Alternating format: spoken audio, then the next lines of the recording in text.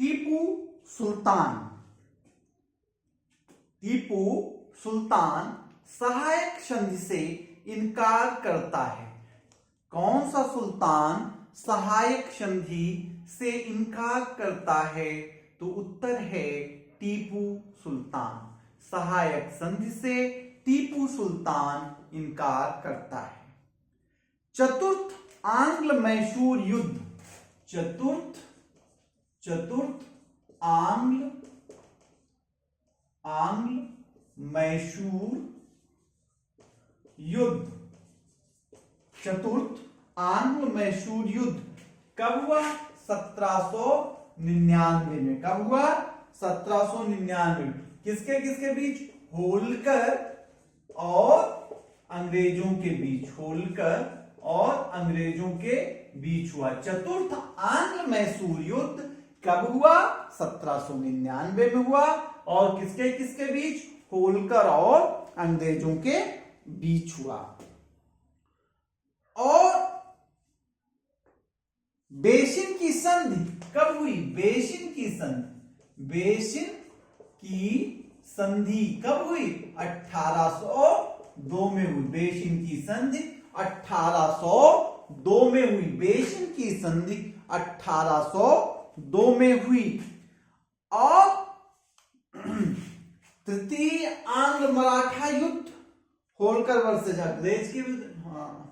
नहीं, चतुर्थ आंग्ल गलत बोल गया। चतुर्थ आंग्ल मैसूर युद्ध होलकर नहीं, टीपू सुल्तान और अंग्रेजों के बीच हुआ। चतुर्थ आंग्ल मैसूर युद्ध टीपू सुल्तान और अंग्रेजों के बीच हुआ। टीपू सुल्तान इसमें मारा गया। इस युद्ध में बेसिन की संधि कब हुई? 1802 में हुई। और मराठा शक्ति का पतन किस युद्ध से हुआ? मराठा शक्ति का पतन किससे हुआ? चतुर्थ आंग्ल मराठा युद्ध। फोर्थ आंग्ल मराठा, चतुर्थ आंग्ल मराठा युद्ध से मराठा शक्ति का पतन हो गया। इसके बाद लॉर्ड विलियम बेंटिक के काम क्या हैं? बता सकते हैं? इसने सैनिकों की संख्या कम की, प्रशासनिक व्यय को कम किया। लॉर्ड विलियम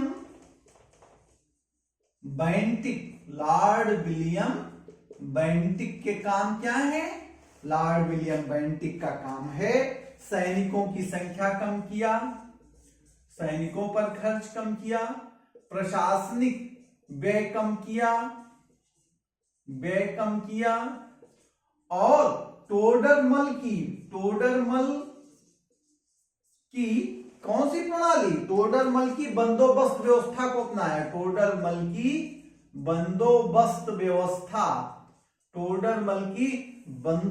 व्यवस्था था भारत की पारंपरिक बंदोबस्त प्रणाली। टोडरमल की बंदोबस्त व्यवस्था लॉर्ड विलियम बेंटिक ने अपनाया। प्रश्न पूछा जा सकता है कि टोडरमल की बंदोबस्त व्यवस्था को किस गवर्नर ने अपनाया? तो आपका उत्तर होगा लॉर्ड विलियम बेंटिक ने अपनाया। इसी ने सती प्रथा का अंत भी किया था।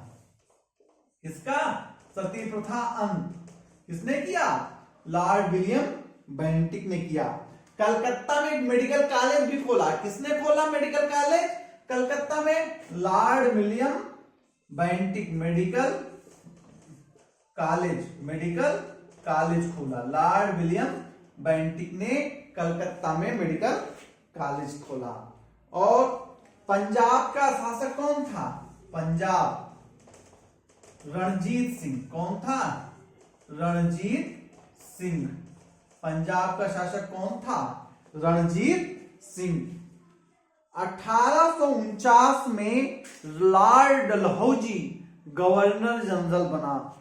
Lord Dalhousie governor general Bharat में 1849 में बना।